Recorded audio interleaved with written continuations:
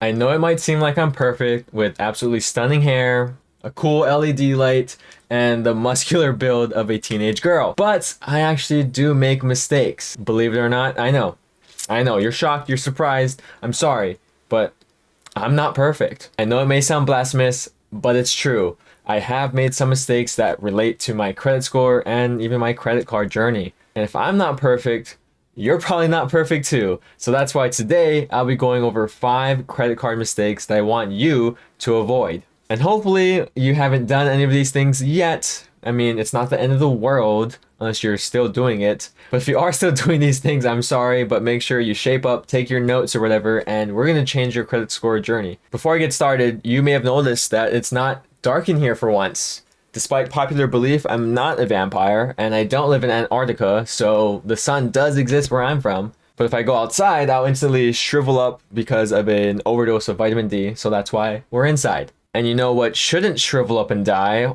Your credit score. So that's why with tip number 1, I don't want you to use too much of your credit utilization. Credit cards are absolutely beautiful. You use someone else's money to buy things now, and it's great. I know eventually you're going to have to pay that back, and you don't have unlimited funds or an unlimited limit to buy as many things as you can. That's because you have a credit limit on most, if not all, of your credit cards. I say most because there are charge cards like the Amex Platinum card and Amex Gold card, which don't have an inherent credit limit. They do have something called buying power, which is kind of like a credit limit, but I won't talk about that too much right now for this video. Just know that if you have a credit card, you probably have a credit limit. Now, what you shouldn't do to that credit limit is use it all up, because that is going to increase your credit utilization, which is exactly the opposite of what you want to do. Credit utilization is some calculus level math that honestly deserves a Nobel Prize. To calculate your credit utilization, you take the amount of transactions you charge on all your credit cards, or even just one credit card,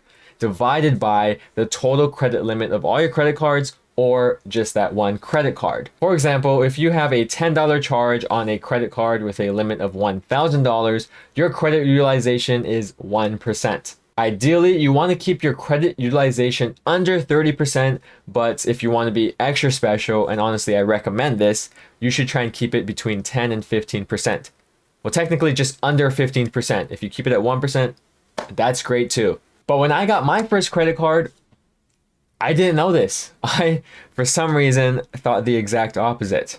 I don't know what kind of drugs I was on at the time, but I thought that if I maxed out my credit limit, if I charge a lot of stuff on my credit card and pay it off in full every month, the bank would be shocked. They'd be surprised. Wow, this guy knows how to pay off debt. This guy could pay off what he pays for. And in turn, they would give me a higher credit limit because, hey, you're responsible with $1,000 as a credit limit, so why not give you $10,000 because you're going to be responsible too, right? Wrong. I guess the internet did not exist in 2014 because I could have just Googled this and found out real quickly that that was absolutely the wrong thinking and not a good thing to do. So in turn, my credit utilization was super high, like almost 100%, which it's not good. And in turn, my credit score was not really increasing.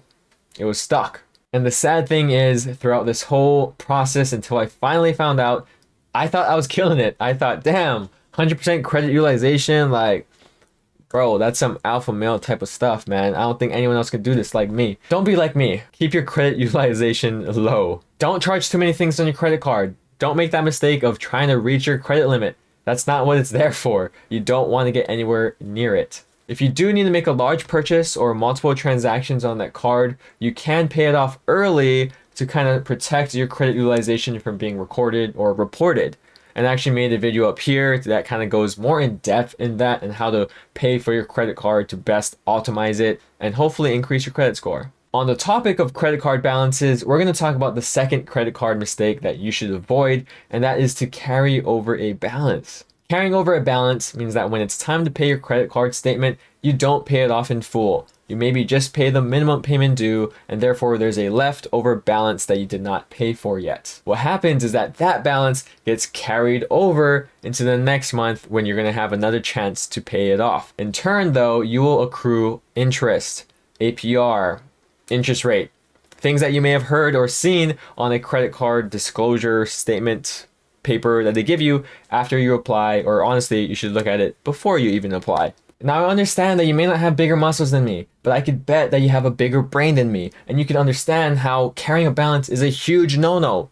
You should know that by now. On this channel, we talk a lot about paying our statements in full and on time because we do not want to carry a balance. We do not want to pay interest. I would even go as far as calling this sacrilegious. It's like eating a banana with the skin on, with the peel on. Don't do that. Don't be a monster.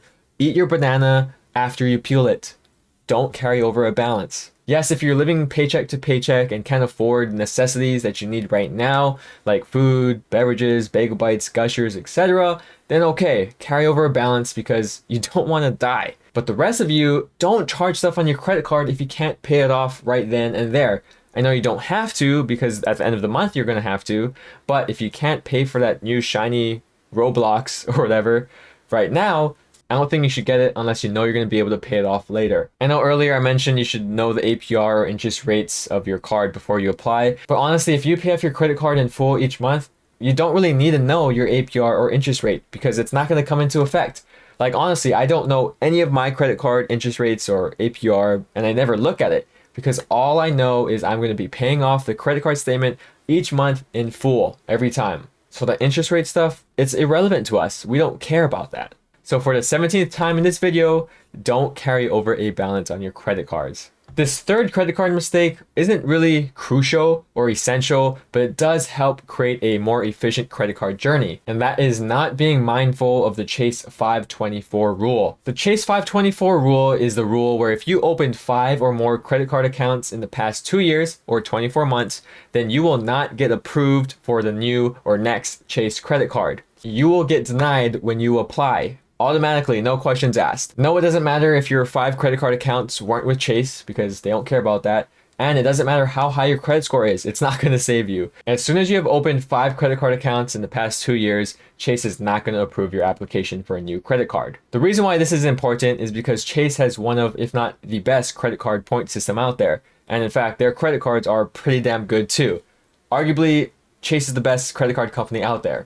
I'm just saying. And what this means is that you want as many Chase credit cards that you could get a hold of as soon as possible. And that means since you know the Chase 524 rule now, you should try and get Chase cards first. You should try and prioritize Chase credit cards over like American Express or Citi or Discover because no other credit card company has a rule like this. And honestly, you don't need 5 Chase credit cards. You could probably get away with 2, definitely 3 Chase cards at a time. So that means you could apply and get approved for the first 3 credit cards with Chase.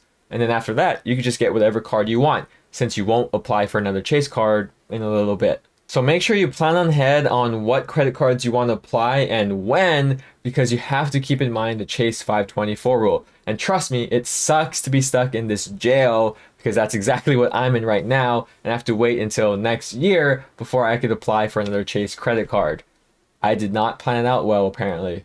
And maybe for some odd reason, you don't like Chase, their credit cards, or their point system. Maybe their name just sounds funny and you don't like it. Well, 1, you're not going to like it when you find out what my name is. And 2, you're wrong because Chase credit cards are awesome and they're great. And if you really want to maximize your credit card potential earnings or value, you have to have a Chase credit card. It's almost essential when you want to collect points and get free travel. The 4th credit card mistake to avoid is to close no annual fee credit cards. Real quickly, some things that affect your credit score are your credit utilization, as mentioned earlier, and also the number of credit accounts that you have. By closing a credit card, you are negatively affecting both. Let me explain. Your no annual fee credit card most likely has a credit limit. And that credit limit is adding on to all the other credit cards that you have, in turn making an even higher credit limit. Now let's say you spend $500 on all your cards each month, like it's a repetitive cost, it's an expense, you have to pay $500 for some reason.